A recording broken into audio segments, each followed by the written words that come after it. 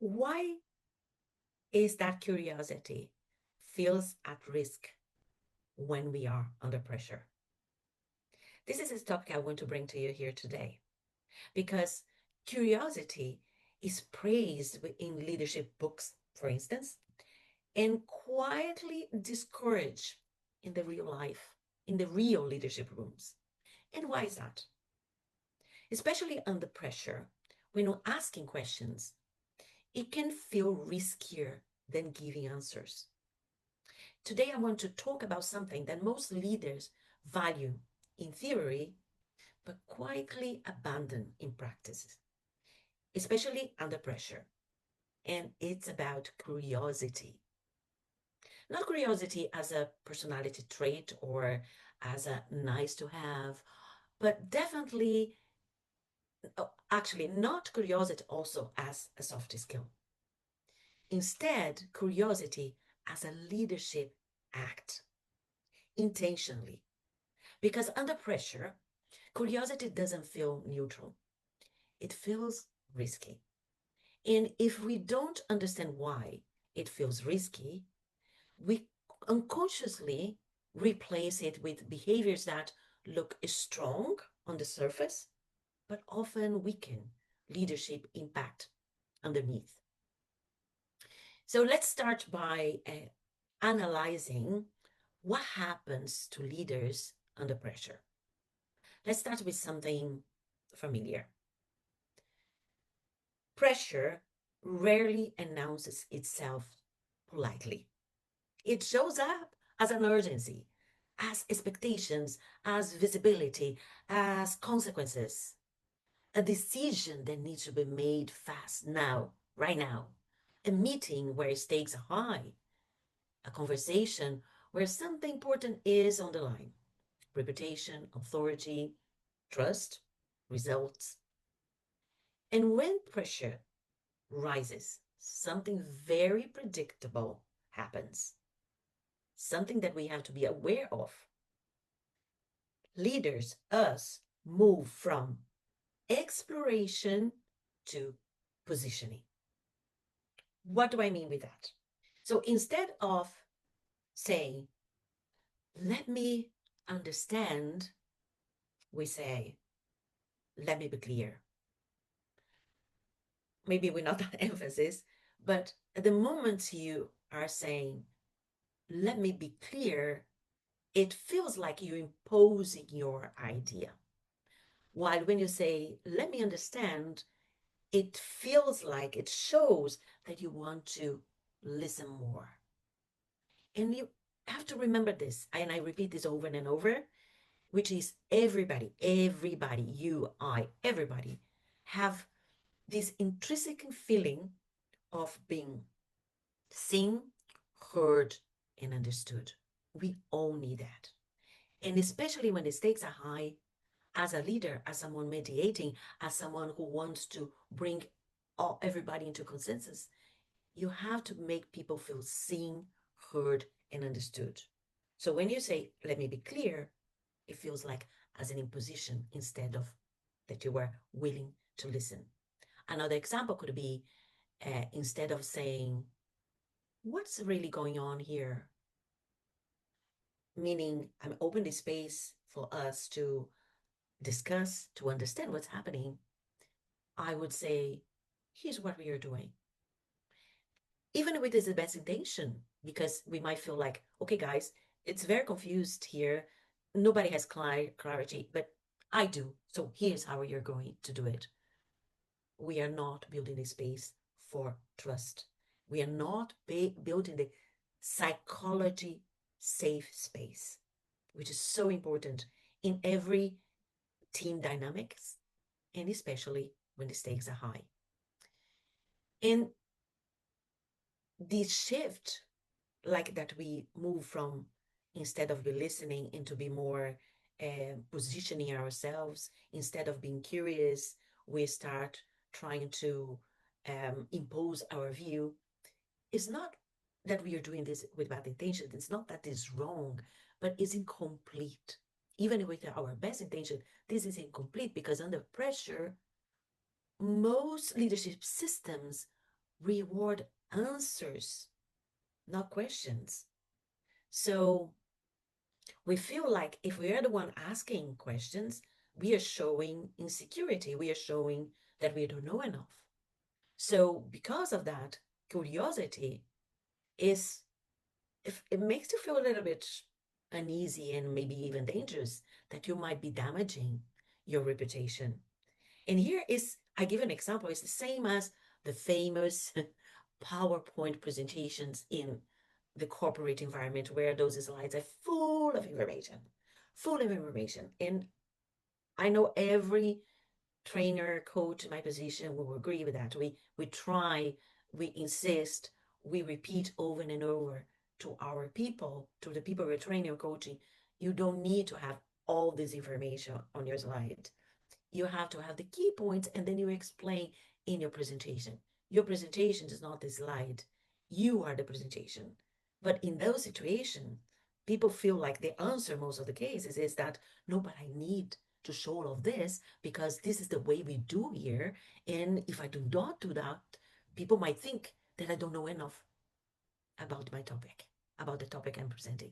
So it's basically the same situation. If you're starting to ask, if you start asking too many questions, you believe that people might think that you don't know enough, and is the contrary. I promise you. So here I ask you questions for you to think, write it down, and think about it later on.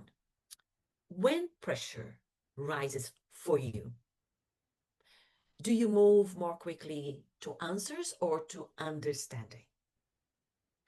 What is the first behavior that's triggered in you? You want to answer or you stop to internalize and question to understand? I leave you there. Be honest. I leave you there. We know the right answer. We know not the best answer, but be honest and analyze what you have been doing. Because every change that we can do for ourselves, it starts with self-awareness. So the next topic here, why? Why curiosity feels risky?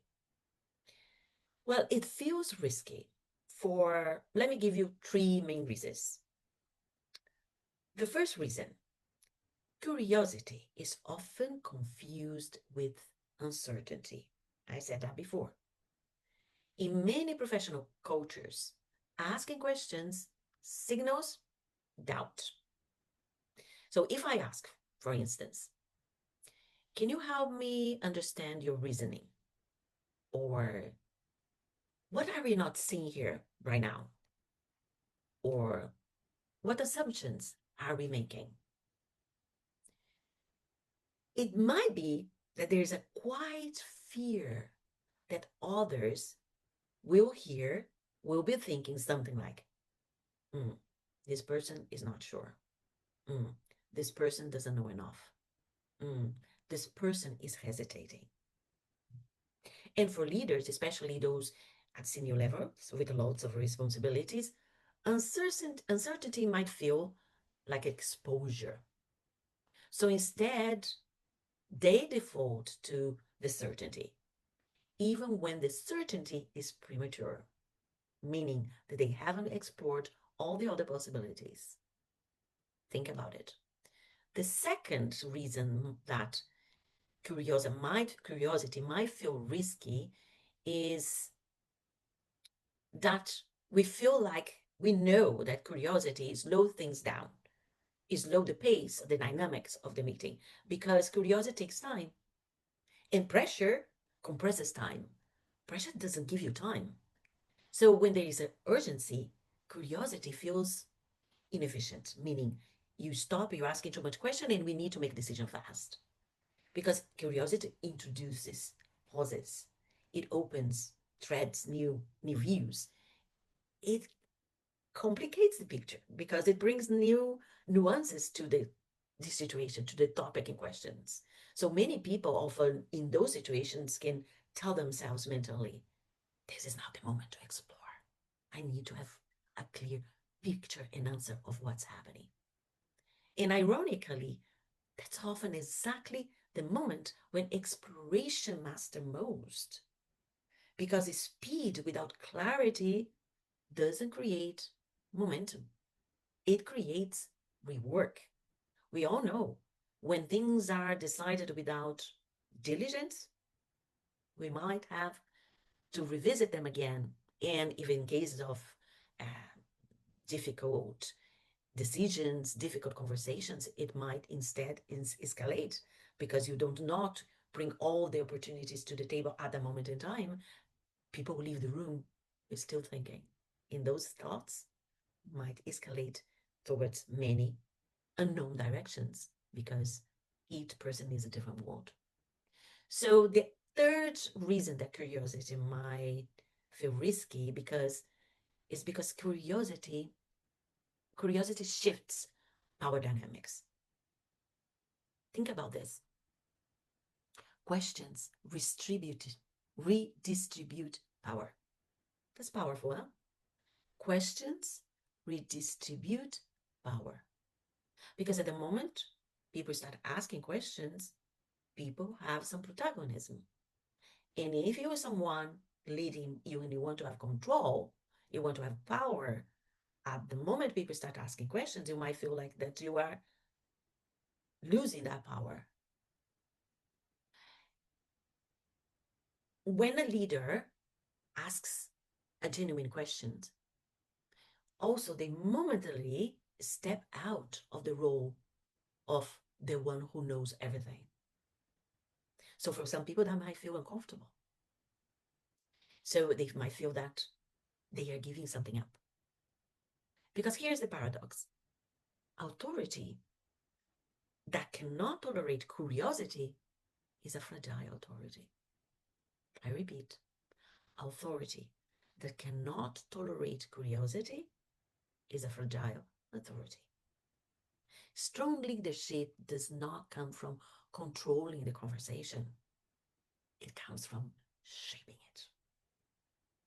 I love that. And here, one more question for you. Write this down. What do you fear might be assumed about you? What do you fear might be assumed about you if you ask a genuine question in a high stakes moment? It's the same as the example I gave of the PowerPoint presentation.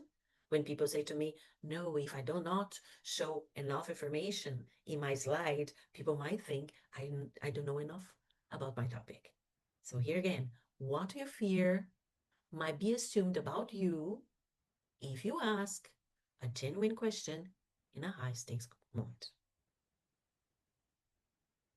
Let's move to the next topic. Let me think about this. What replaces curiosity under pressure? What do you think? What replaces curiosity under pressure? When curiosity disappears, it doesn't leave a vacuum. It gets replaced. Because here's the difference. When you open the space for questions in a negotiation, in a conversation, in a high stakes meeting, you create this vacuum. You create this space where people feel like they can be part of it. They can access, so they can ask their own questions. But when you do not allow that to happen, which is curiosity, questions, curiosity, when that disappears, the vacuum is replaced by something. Here's some examples of what: explanations, justifications, repetition, and control. I've talked about this in previous conversations where many people, many leaders, many professors start over explaining when they are under pressure.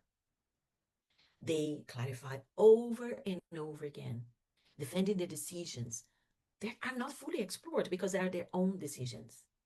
And often this is done with good intentions, to be clear, to be aligned, to move forward. They want to show that they know they have the good solutions. But something subtle happens. Dialogue turns into monologue. And engaged quietly drops and even disappear. People might nod, but in compliance, not they are really engaging, and they definitely stop contributing. So here, repeating, because this is important. When curiosity goes away, what happens is people start over explaining or over justifying or repeating what they said or controlling. And instead of building dialogue, they build a monologue. And in a monologue, there's no space for contribution. And people stop contributing, disengage, and they might just comply. And what happens when people just comply without engaging? It can be dangerous because they will be unsatisfied for sure, and you're not sure if they will deliver the results you want, because when you comply without asking questions, you risk to have made assumptions of the directions of what is expected.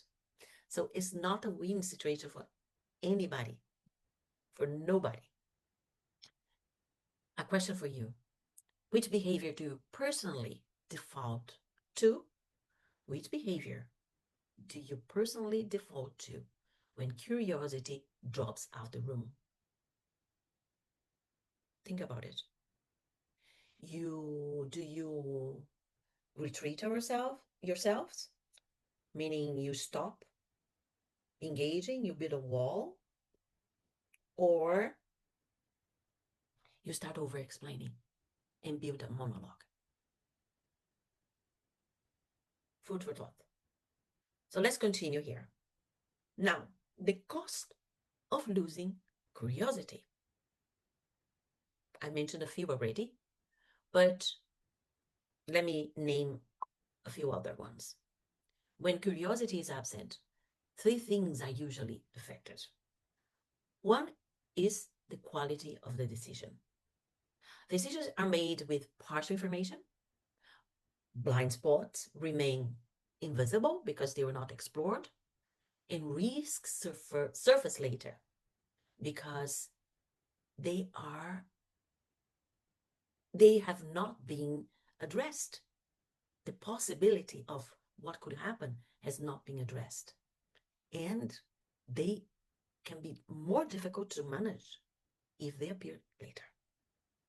The second thing that is affected when we start losing curiosity is that people feel unheard. Is the trust. And I remember when I said people need to be seen, heard, and understood. And trust is what bonds us in any conversation. I might follow you, and not even if I'm 100% in agreement with you, but if I trust you, I might say yes to you because I trust your decision. But trust is not given, trust is earned. And when people feel heard, they stop asking questions, they stop engaging. And the other thing that is lost when curiosity moves away of the room is ownership. Because when people are not invited to think, they also do not invest in their outcomes. Why should I bother? My opinion doesn't matter. Why should I give my heart and blood and sweat and tears in what has been decided? I did not get involved. I was not even heard, even seen, even understood. People will execute, but they don't commit. And over time, leaders wonder, why does my team wait for direction instead of thinking ahead? And then I ask you, did you build this safety net? Did you build that space for curiosity to be explored, where questions are welcomed? Often the answer is simple. Curiosity left the room when the decisions were made. So these are one of the consequences. And you have to ask yourself here, where might be the absence of curiosity already be costing you more than you realize? Assess your daily life. It can be professional and personal. where you, when do you stop asking questions? When did you stop allowing others to express themselves, but also to ask the pertinent questions so you can build this dialogue so much required, so much part of building curiosity, exploration that curiosity is all about. So curiosity is not softness, it's not a soft skill, it's a discipline. We need to be aware and self-aware. Here's what curiosity is not. It's not about being vague, being indecisive, and about opening to an endless debate. When you ask questions, you're not just asking questions to provoke a situation. You have to ask questions really trying to understand. It's about listening to understand, instead listening to respond. Questioning to really understand and assess the situation, not questioning to push people against the wall. Very different. So curiosity, the strategically is a discipline. You have to think it about how to be curious in a strategic way. So to be really curious, genuinely, it requires that you know how to ask the right questions, the questions that will help to move the situation forward and to explore all the possibilities. You have to ask those questions at the right moment and with a clear and honest intent. It's not just asking questions to make a point or to reinforce your own point or your own view. It's asking questions for exploration. Because here is the important thing that I want to leave you today with. Curiosity is not the absence of authority. It is authority applied with intelligence. I will repeat. Curiosity is not the absence of authority. It is authority applied with intelligence. So I leave you with this today, and let's continue this conversation next week, next Wednesday, same time, because I still want to explore more about the topic of curiosity. And if you are here, and if you enjoy this content, I'm here every Wednesday, 12:30 Central Europe. So subscribe so you'll be notified and follow me on social media. And I would love to continue this conversation with you.